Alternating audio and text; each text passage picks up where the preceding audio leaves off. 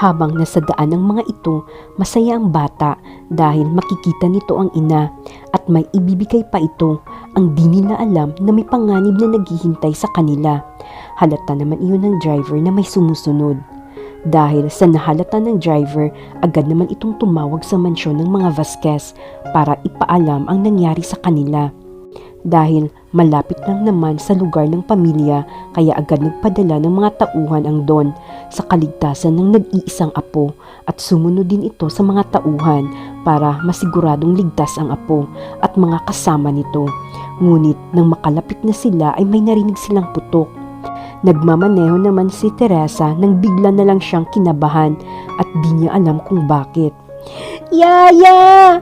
Manong!" Munting sigaw ni Mariana, sabay nahimatay ang bata dahil sa takot ng bata. "Ilipat niyo ang bata dito," utos ng matandang lalaki sa mga tauhan nito at agad namang binuhat ang batang walang malay. Dahil sa nangyari, nawala ng malay ang batang si Mariana. Nagising na lang ito sa hospital kung saan nila dinala ng Don. Kasama ang asawa nito. "Grandma, saan po ako?" Tanong ng batang si Mariana sa lola nito. "Nandito tayo sa hospital, but don't worry baby, everything is okay and you are safe now," sagot ng Donya. "Pagsisisihan ninyo ang pagdamay sa anak ko. Tandaan nyo, luluhod kayo at hahalikan nyo ang mga paa ko. At sisiguraduhin kong magdudusa kayo sa pagtangka nyo sa buhay ng anak ko," ika ni Teresa habang nagmamaneho ito papunta sa hospital kung nasaan naroon ang kanyang anak.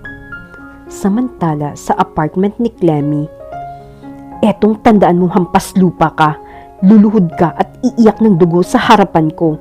Tandaan mo yan," sigaw ni Clemmy na nagwawala sa maliit na apartment nila dahil ayaw niyang tumira sa bahay ng magulang dahil palugi na din ang pamilya nito.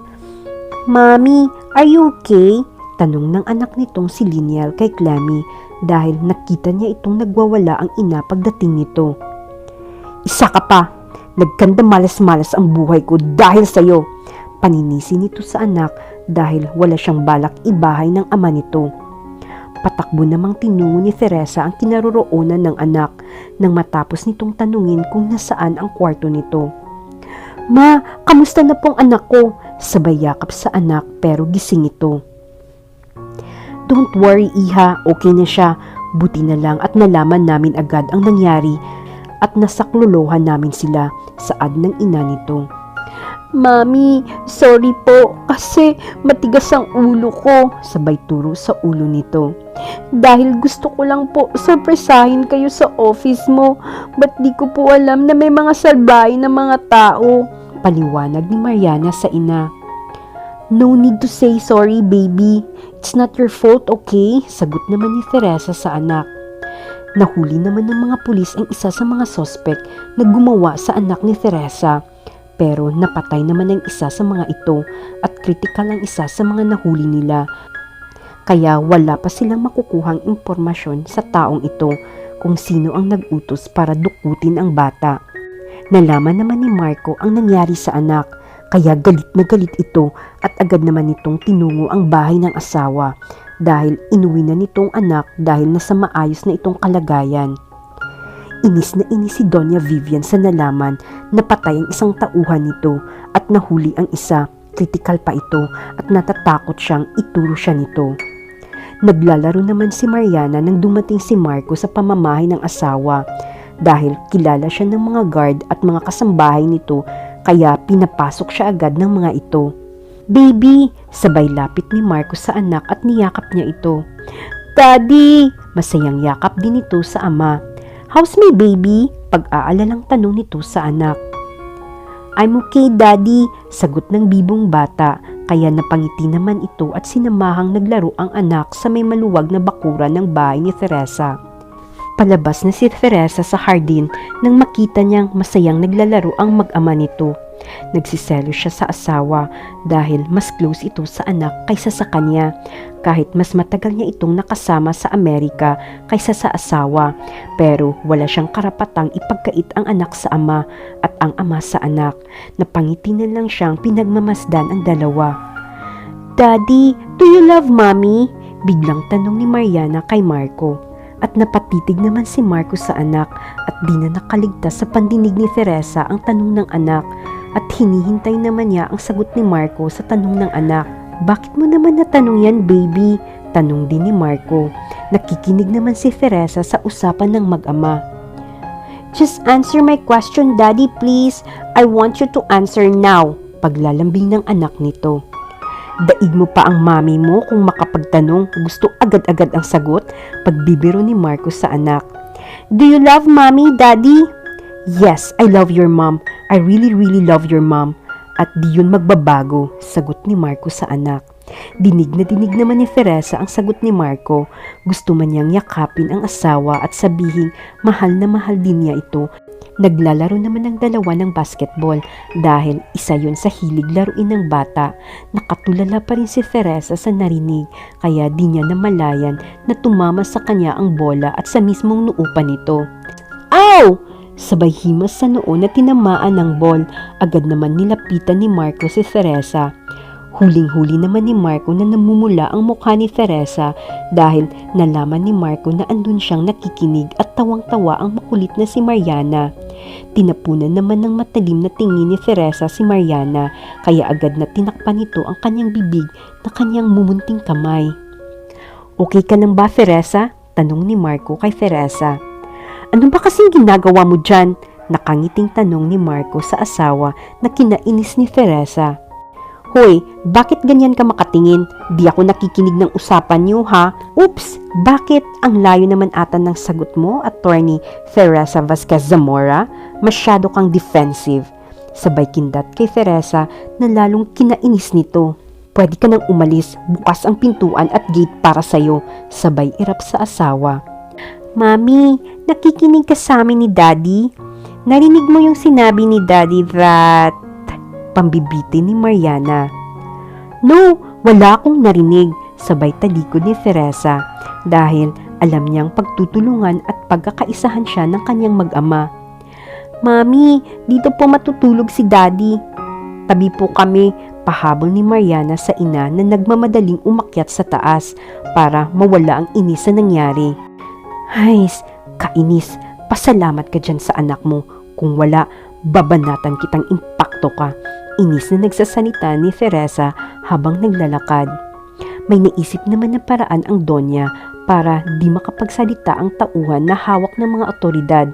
May tinawagan ito para matapos ng paghihirap ng tauhan. Akong bahala, ma'am. Di na po ito abuti ng umaga. Salamat, Dok. Sagot din ng Donya sa doktor. Masaya si Donya Vivian dahil mapapatahimik na ang isa sa mga tauhan niya na siyang magdadawit sa kanya sa kapalpakan nilang plano. I'll make sure wala kayong makukuhang sagot sa tauhan ko, nakangiting ani ni Donya Vivian sabay malakas na tawa. Balisa naman ang isip ni Teresa kung ano ang uunahin niya at sinisiguro niyang mananagot ang mga taong may gawa nito sa kanyang pinakamamahal na anak. Ngunit paano nga ba siya makapag-isip kung may gumugulo sa isip niya? Nasa pamamahay mismo at kaagaw niya sa kanyang anak walang iba kundi ang kanyang pinakamamahal na asawa. Hay nako, impaktong ito talaga. Sarap lasunin ng di munang magising ng ilang araw para di ko makita. Baka di ako makapagpigil at mayakap ko, ani ni Teresa habang nagsasalita na naglalakad sa may terrace ng kanyang kwarto. Lingid kay Teresa ay narinig lahat iyon ni na Mariana at Marco dahil mag-good night sana ang mga ito bago matulog. Tatawa na sana ang bata sa narinig pero tinakpan ni Marco ang bibig dahil alam niyang mapapahiya ang asawa. Gaya ng ginagawa niya kanina kaya tahimik na lumabas ang mag-ama sa kwarto ni Teresa. Baka ikaw na makakasuhan ko, ani ni Marco kay Teresa dahil nakapikit ito na nakayakap sa kanyang matitipunong katawan. Napahiya naman si Teresa sa tinura ni Marco, ang buong akala niya ay hahalikan siya ng asawa. Ang kapal ng pagmumukha mo, palayong umalis si Teresa sa asawa dahil sobrang kahihiyan ang kanyang ginawa. Wala ka na talagang ligtas sa akin, Mrs. Teresa Vasquez Zamora.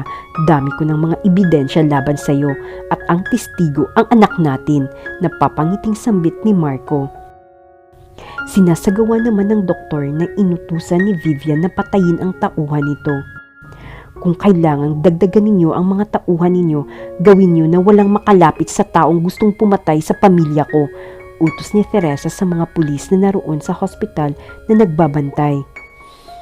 Teresa, ako mismong papatay sa iyo kung di rin lang mapapasa akin si Marco, ani ni Clemmy. Nagalit na galit ito. Dahil di makatulog si Teresa, naisipan niya munang maligo sa pool sa baba dahil ang pagkakaalam niya tulog na ang lahat, ang mga tao sa loob ng bahay niya. Kaya tanging robe lang nito ang takip sa kanyang katawan at bumaba na ito para makapag-relax sa malamig na tubig. Sarap naman si Teresa sa paglalangoy nang biglang may nabangga siya sa gitna ng kanyang nilalangoyan. Ay, impaktong unggoy! Nausal ni Teresa sa taong kaharap at nanaki pa ang mga mata nito. Wow naman, sa gwapo kong ito, unggoy lang itatawag mo sa akin, ani ni Marco na nakangiti sa asawa. Hoy Impakto, anong ginagawa mo dito? Di kita inimbita para maligo ka dito, galit na sabi ni Teresa na di alam kung saan ang unang tatakpan sa sarili. Kailan pa nagkaroon ng invitation para lang maligo? Tawa ni Marco at wag mo na ngang takpan yan dahil nakita ko na yan, pang-aasar ni Marco sa asawa. Alam mo, dami mo ng kaso sa akin, ani ni Teresa. Humalakak naman si Marco. Anong ikakaso mo sa akin, mahal kong asawa? Baka sa kasong ito matatalo ka, pang-iinis ni Marco. Aaw na sana si Teresa nang biglang hinila ni Marco. Napapikit na lang si Teresa sa pagkakadikit ng kanilang balat. Sa ginawa ni Marco ay nagsisi naman siya dahil imbis na lambingin nito ang asawa, mas lalo lang lumayo ang loob nito sa kanyang ginawa.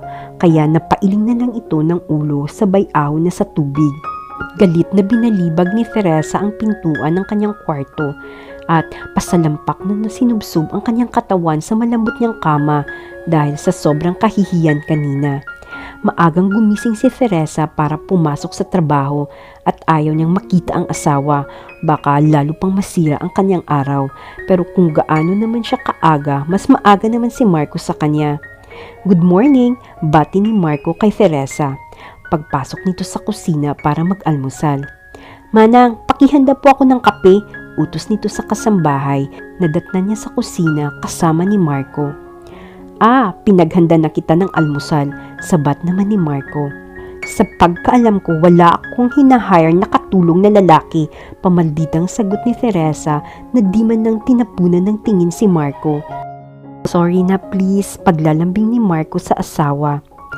Patatawarin kaya ni Teresa si Marco? Abangan natin ang susunod na kabanata.